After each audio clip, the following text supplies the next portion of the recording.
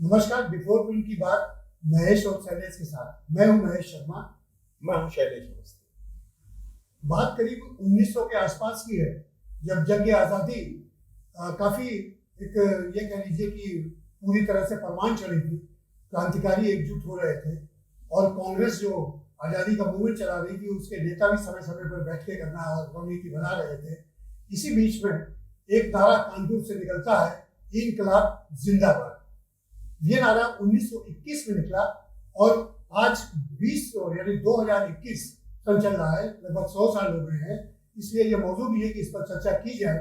ये नारा किसने दिया, इस नारे को किसने अडॉप्ट किया, फिर ये क्रांतिकारियों तक कैसे गया, उसके बाद आज भी इस नारे की प्रासंगिकता क्या है, इन सब पर चर्चा करने के लिए हमारे साथ मौजूद है वरिष्ठ पत्रकार शैलेश अवस्थी जी। शैलेश अवस्थी जी, बताइए इनकलाब जिंदाबाद नारे के विषय में कि ये कैसे कानपुर से शुरू हुआ, किसने किया, कैसे इसका प्रसार प्रचार हुआ और आज भी इस नारे को लोगों ने अपना रखा है। देखिए, तारीख थी 8 अप्रैल 1929। दिल्ली में असेंबली में जोरदार एक धमाका होता है और उसी के साथ नारा गूंजता है, इनकलाब जिंदाबाद। और ये तो सभी को पता है कि असेंबली में धमाका किया था बड़े क्रांतिकारी भगत सिंह ने और बटुकेश्वर दत्त ने। दोनों वहां पर मौजूद थे और वहां पर कुछ पर्चे भी फेंके गए और उन पर्चों पर आजादी की बात थी, साथ ही इनकलाब जिंदाबाद नारा तेजी से उठाया गया था। और आखिरी दम तक, जब तक उनको वहां पर आकर के गिरफ्तार नहीं कर लिया गया और यानी कि जेल जाने तक ये नारा गूंजता रहा। असेंबली में बहुत देर तक ये नारा वहां पर गूंजा, इनकलाब जिंदाबाद। अब सवाल इस बात का है कि ये नारा 1929 में ही लाइमलाइट में आया।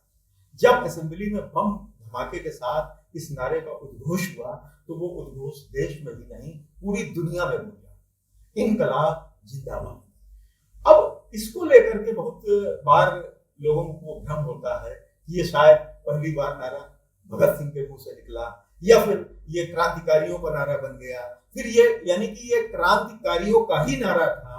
कहां से आया, कब आया, कैसे आया, इसकी एक बड़ी कहानी है। इसकी कहानी शुरू होती है 1921 से।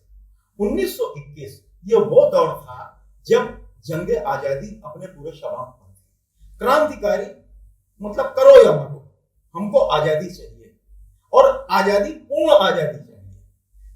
नरम दल और गरम दल सक्रिय थे। कांग्रेस अपनी तरह से काम कर रही थी, क्रांतिकारी अपनी तरह से काम कर रहे थे। मकसद दोनों के एक थे, वो अपनी तरह से आजादी चाहते थे, ये अपनी तरह से आजादी।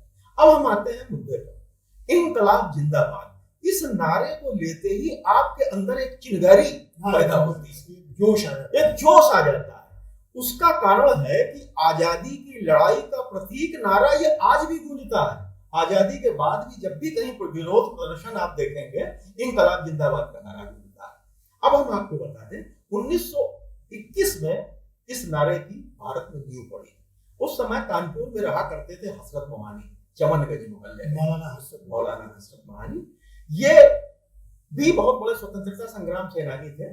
हमारे यहाँ से लगभग, हमारी समझ से 60-65 किलोमीटर दूर लगभग ऐसे ही मोहान कस्बे में इन्होंने जन्म लिया था और इसी कारण वो अपने नाम के आगे मोहानी लगाया करते थे। और यहाँ उन्होंने थोड़ी शिक्षा ग्रहण की। इसके बाद वो अलीगढ़ चले गए, वहां से उन्होंने बीए पास किया और फिर वहीं से उन्होंने, उनके मन में आजादी के लिए आग वहीं से पैदा हुई और वो उन्होंने एक पत्रिका निकाली, मासिक पत्रिका, और उसमें उन्होंने अंग्रेजों के खिलाफ, अत्याचार के खिलाफ, जमींदारी के खिलाफ उन्होंने लेख लिखने शुरू किए। उनके उस पत्रिका देखते ही देखते वो पत्रिका मशहूर हो गई और अंग्रेजों की आंखों की किरकिरी बन गई। अब उनको वहां गिरफ्तार कर लिया जाता है। गिरफ्तारी के बाद उनको नैनी जेल शिफ्ट किया जाता है। वहां से वो लौट करके आते हैं, फिर कुछ दिन अलीगढ़ रहते हैं। आर्थिक संकटों के कारण वो उनको पत्रिका बंद करनी पड़ी। मैंने सुना है कि जब वो शिफ्ट किए जा रहे थे, हथकड़ी बेड़िया लगी थी, तो उसी समय एक मशहूर गजल जो आज भी चलती है, चुपके चुपके रहकर आंसू बहना याद है, क्या उसी दौरान रचा गया था? ऐसा कोई किस्सा आपको याद आता है? आप बिल्कुल ठीक कह रहे हैं। ये जब कहा यह जा रहा था कि जब अलीगढ़ से नैनी जेल शिफ्ट किए जा रहे थे, तो जब वो ट्रेन में बैठे थे, उनके बेड़ियां पड़ी थी, हथकड़ियां पड़ी थी और वो बहुत वहीं से ये शायरी शुरू हुई थी कि चुपके रात दिन आंसू बहाना याद है, जिसको बाद में निकाह फिल्म में दिया गया और जिसको गुलाम अली ने गाया और बहुत ही मशहूर ये गजल थी। और कभी कभी तो हैरत होती है, हसरत मोहानी इतनी बड़ी शख्सियत थे, शायद उनका उतना साहित्य प्रचारित नहीं किया गया या उनके बारे में उतनी जानकारी लोगों को नहीं दी। कभी कभी हैरत होती है कि इतनी सारी जिंदगी में उन्होंने कितने काम किए। हम लोग चर्चा कर रहे थे इंकलाब जिंदाबाद, मैं उसी पे आ रहा हूं। 1921 कानपुर में थे, चमनगंज में रहते थे। उस समय कांग्रेस का अधिवेशन अहमदाबाद में हुआ था 1921 में, और वहां हसरत मोहानी भी प्रतिनिधि बनकर गए थे। उसी समय बाल गंगाधर तिलक ने नारा दिया था कि स्वतंत्रता हमारा जन्म सिद्ध अधिकार है, इसे हम लेकर रहेंगे। और लोकमान्य तिलक और हसरत मोहानी में बहुत गहरी दोस्ती थी। दोनों बैठ करके रणनीति बनाते थे देश को कैसे आजाद कराना है, और दोनों में मतलब दोनों एक दूसरे से मिल न ले। स्थिति ये थी जब कोई भी दोनों में से अकेला कहीं पहुंचता था तो सामने वाला पूछता था कि दूसरा कहाँ। इस कदर दोस्ती थी। तो खैर, तो वहीं पे जब ये लोग अहमदाबाद अधिवेशन में यहाँ से गए तो इनके मन में पूर्ण स्वराज की बात आई तभी, और इन्होंने अहमदाबाद अधिवेशन में 1921 में ये बात रखी कि पूर्ण स्वराज का प्रस्ताव इन्होंने वहां पर पेश किया। कहा तो यहां तक जाता है कि उस समय जो कांग्रेस के लीडरान थे, गांधी जी तो उस समय सर्वोपरि थे और लीडर थे बड़े, और उन्हीं के नेतृत्व में पूरी आजादी की लड़ाई लड़ रही थी। और कहा तो ये जाता है कि स्वयं सेवकों के जरिए गांधी जी को ये बात अच्छी नहीं लगी तो उनको मीटिंग से निकलवा दिया गया था, लेकिन इसकी कहीं पुष्टि नहीं होती तो इस बात पर हम जोर नहीं देते। खैर, वो इनके प्रस्ताव को पूरी तरह से खारिज कर दिया गया था। तो इनको ये अच्छा नहीं लगा हसरत मोहानी को। बाहर निकल के वो आए, उन्होंने कहा इंकलाब जिंदाबाद। इंकलाब जिंदाबाद का मतलब होता है क्रांति अमर रहे, क्रांति की जय हो, पूर्ण आजादी, संपूर्ण आजादी। लौट के आए कानपुर। उस समय कानपुर क्रांतिकारियों का गढ़ हुआ करता था। चंद्रशेखर आजाद, भगत सिंह, ये सब गणेश शंकर विद्यार्थी के अधीनस्थ यहाँ पर बैठ करके पूरी रणनीति बनाते थे। देवी हॉस्टल में जमावड़ा हुआ करता था, और प्रताप प्रेस में शायद, बिल्कुल प्रताप प्रेस में क्रांतिकारी, यही ये नारा क्रांतिकारियों ने पकड़ा, और ये क्रांतिकारियों को नारा इतना भाया कि ये इनके लिए एक तरीके से स्वतंत्रता का मंत्र बन गया। एक वृत्तांत मुझे और भी याद आता, मैंने देखा था कि जो communist party of India CPI, भारतीय कम्युनिस्ट पार्टी, इसकी स्थापना कानपुर में हुई बताई जाती है, तो उस स्थापना के मौके पर भी मौलाना हसरत मोहानी उपस्थित थे। आप बिल्कुल सही कह रहे हैं। यहाँ पर जब अधिवेशन हुआ था और सीपीआई जब कम्युनिस्ट पार्टी की नींव रखी जा रही थी, हसरत मोहानी ने उस पूरे कार्यक्रम की अध्यक्षता की थी। अच्छा, यस, उन्होंने अध्यक्षता की थी, और इसके बाद ही कम्युनिस्ट पार्टी बनी। और हसरत मोहानी के कई आयाम हैं। वो बड़े शायर तो है ही, बहुत बड़े लेखक भी हैं, और वो कांग्रेस में भी थे, मुस्लिम लीग में भी थे, क्रांतिकारियों के साथ भी थे, कम्युनिस्ट भी थे, लेकिन मकसद उनका एक था। अच्छा, उनका रिसाला जो मासिक पत्रिका निकलती थी यूनिवर्सिटी से, वो बंद हो चुकी थी। यहाँ आकर फिर गणेश शंकर विद्यार्थी के साथ प्रताप से जुड़ गए, और यहाँ उनकी आजादी की जो मुहिम थी, रास्ता चाहे जो हो, मकसद एक था। और दूसरी बात आपको बड़ी दिलचस्प बताया, सभी का कांग्रेस हो या क्रांतिकारी लोग हो, मकसद एक ही था। अब ये इंकलाब जिंदाबाद नारा इतना जबरदस्त हिट हुआ कि जब भी कोई क्रांतिकारी को फांसी होती थी तो मरते दम तक यही नारा गूंजता था, इंकलाब जिंदाबाद। और आपको बता दें कि ये इंकलाब जिंदाबाद ये 1910 में जब मैक्सिको में क्रांति हुई थी, तब भी ये नारा लगभग मिलता जुलता नारा ये वहां भी उछला था। लेकिन भारत में पहली बार ये नारा हसरत मोहानी ने ही दिया 1921। लेकिन ऐसा कुछ देश में समझ में नहीं आता कि इस नारे के 100 वर्ष हो गए, कहीं कोई जुम्बिश नहीं हो रही, कहीं कोई चाहे कार्यक्रमों की बात हो या मीडिया में प्रचार की बात हो, तो ऐसा कुछ दिखा। आप बिल्कुल सही बात कह रहे हैं।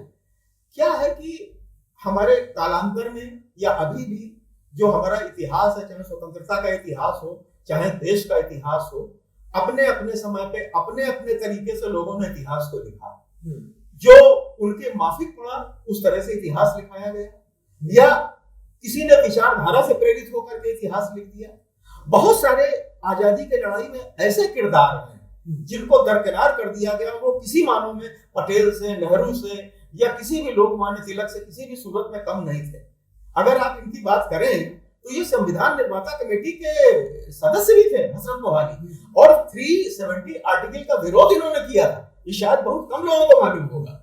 जब 370 जम्मू कश्मीर वाला बिल की बात चली तो हजरत मोहानी पहले शख्स थे जिन्होंने इसका विरोध किया। हालांकि इनके विरोध का दरकिनार कर दिया गया, लेकिन आगे अब यही बात मैं कह रहा हूँ, जब आजादी के हम लोग 75 साल मना रहे हैं तो इंकलाब जिंदाबाद को लेकर के एक बड़े सेमिनार होने चाहिए। बड़ी मतलब जिस व्यक्ति ने, जिस किरदार ने इस नारे को गढ़ा, कम से कम हम उसको याद तो कर सकते हैं। इसका कोई दस्तावेजी प्रमाण भी मिलता है? इसका कई पुस्तकों में इसका उल्लेख है।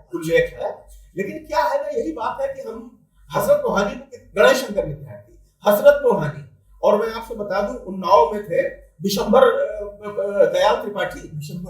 इन सब का इतना बड़ा, विशंबर दयाल त्रिपाठी तो सुभाष चंद्र बोस को ले आए थे उन्नाव में, और सुभाष चंद्र बोस 3 दिन रुके थे मकूल गांव में, और यहीं पर फॉरवर्ड ब्लॉक की नींव पड़ी। तो इतने बड़े बड़े लोग हैं, लेकिन मैं बात आपको वही बताता हूँ कि ना इनके उस तरह से स्मारक बने, ना इनको स्मरण किया जा रहा। मैं तो बहुत आपका शुक्रगुजार हूँ कि कम से कम आपने इस मौके पर ऐसे बड़े मुद्दे को उठाया, और शायद आप हैं जो इसके पहले अमर उजाला ने इसको लिया, और ये बहुत खुशी की बात है कि कम से कम आप ऐसे मुद्दों को उठा रहे हैं। और मैं तो इस मंच के माध्यम से भारत सरकार से निवेदन करूंगा कि हजरत मोहानी जिसने इतना बड़ा इस देश को नारा दिया, इस नारे का बहुत बड़ा योगदान क्रांति में है। नारों का किसी भी तरीके से योगदान बहुत बड़ा होता है, लगाने वाले की नीयत पे शक न हो, और नारे की प्रासंगिकता बनी रहती है। आज भी तो अनंत काल।